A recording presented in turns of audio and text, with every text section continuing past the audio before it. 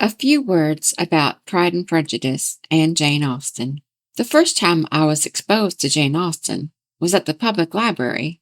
I was working in a factory where we assembled circuit boards for phones. I had taken a few courses in college, but due to getting married and trying to pay for our expenses and build a life, I quit. I quit, but I always intended to go back. Eventually I did, but that's another story. The factory allowed people who worked on the line to use headphones and to listen to music. Back then, you would have brought your personal tape player and not your smartphone. I needed something to listen to while I put capacitors into the marked slots. It was important work, and it was also boring work. I listened to the radio mostly.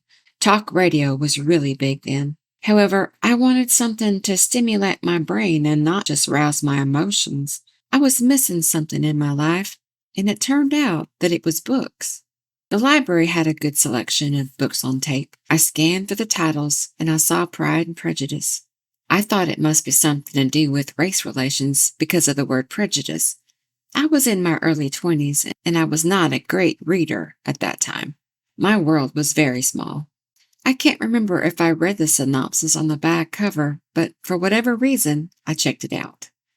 A few days later, and for several days after that, I was sitting on my stool on the line, listening to Mrs. Bennet rattle on about getting her daughters married, Mr. Darcy rejecting Lizzie, Lizzie making fun of Mr. Darcy, Lydia running away, and then, finally, the two least likely people to fall in love fell in love. I fell in love with Jane, Lizzie, and Darcy. It may seem ridiculous to say this, but listening to that book changed me. Lizzie was bold, funny, self-deprecating, and proud.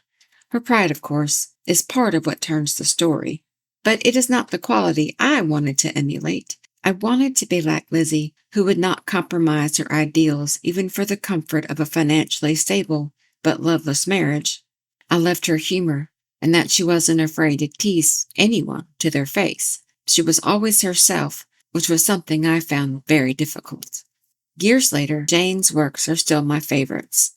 She wrote with a light, humorous touch. She wrote about relationships, class distinctions, and family drama. Stories of this type are as old as time, but still have power.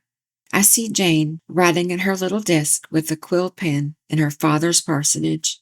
She is laughing at a line she has written or recalling a conversation she has had when her wit flowed long.